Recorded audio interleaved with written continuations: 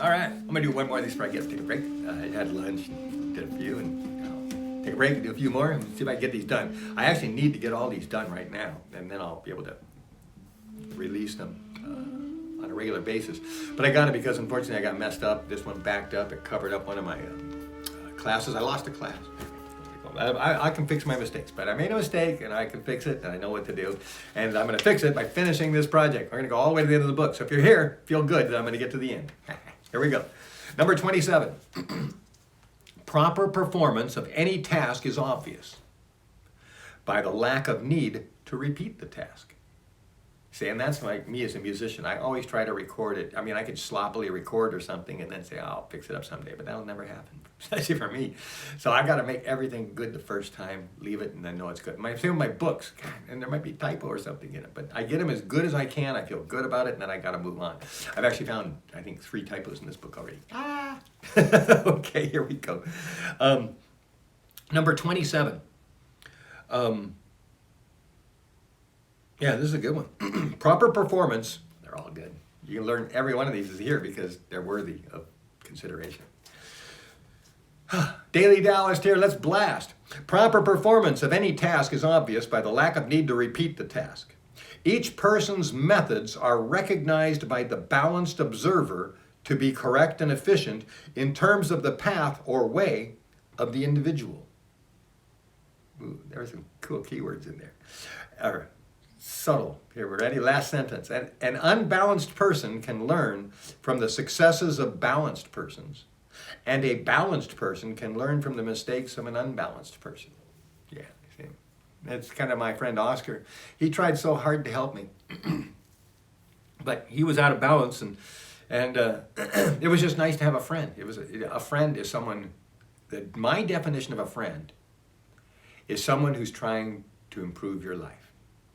My definition of love is someone who's working to improve your life.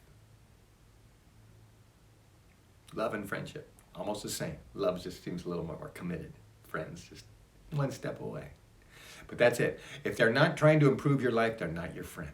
You can have lots of acquaintances. You can know 1,000 people who think you're wonderful, say nice things, will take you out to dinner and send you Christmas presents, but they're not your friend and they're not your lovers or someone that loves you. If they loved you, they'd make sure that something improves in your life. They could not leave you just like that, like your field, like a plantation. If you love those plants, you're not going to just say, oh, they look nice, and then come back a year later. No, you're going to have to water them, take care of them. Love requires effort. That's used to be one of my slogans. I think I got a couple of poems like this. Trying to teach people that love is not a word. Love isn't, in fact, that's the name of the poem, I think. Love is not a word. Love is effort. If somebody's not putting effort into making your life better, then they're not giving you any love, and they do not love you. All right. Here we go. Are you generally satisfied with your work that you do? Yeah. Oh, I'm sorry. That I'm supposed to answer for you. Are you generally satisfied with your work that you do? Explain your work standards of excellence. You see, now that's what defines sometimes. That's why it's so important to differentiate between the woman's soul and the worker soul. The worker soul is willing to accept whatever you say are the terms of excellence. But a woman's only going to agree to what she's going to agree to, and that's it. You can't force her to agree to something she doesn't want to agree to. But a worker, he'll agree to whatever you say, whatever your terms are. Okay, your standards of excellence. You want that shiny, you'll make it shiny. Well, woman's soul's going to say, that's shiny enough. Okay. How do your standards relate to your goals? So your standards of excellence and your goals, how do those tie together? If people judge you by your work, what is their judgment of you? So when people see you, like let's say you're a cashier in the store, and they say, what's their judgment of you as a worker and as a person? If people judge you by your work, what is their judgment of you? What do they think of you based on the way you handle the cash register? And it's a wide variety of people there in terms of, check that out. Start to rate people, judge them and try to figure out what their quality of their life is and what they're like when they're not working based on what they're like when they're working. What are your artistic standards of excellence? Artistic standards of excellence? I think I'm trying too hard for you guys. Well, remember, I wrote this for my Kung Fu students. So yes, they're supposed to have artistic standards of excellence. They're doing Kung Fu. I forgot. This was actually written for my Kung Fu students. So when I wrote this, I was writing it for a certain type of audience, not everybody. Because This probably doesn't interest most people. Most people don't care about their standards of excellence. See, I think right there I just separated off like 50% of the planet. 50% of the planet does not operate on standards of excellence. It's just merely meeting your standards enough to get paid, and that's it. They don't operate under any particular standards other than whatever it takes to get paid. Okay? So that's half the population. So that's why this book probably only has a very limited audience. Okay, how do your work stand? Well, actually, I want everybody to read it, though. Remember, I can find when they stop wars. I'll get some other books. Maybe they're easier. Maybe hope. Man. You tell me how hard this book is. How do your work standards relate to your goals? So, in other words, you got these standards of excellence, and how does that relate to any of your other goals? Okay, I mean, obviously, they should all tie together, and that's what we're working to, is to tie all this together. But sometimes we're fractionalized. Sometimes you just know how to be a good student, but you don't know how to be a good worker. That doesn't make sense. They're both the same. So we got to make everything fit together, and then you're in harmony, and then you can be as successful as you can be. How do you determine the quality of your work? In other words, usually your parents or your father determines your standards of quality.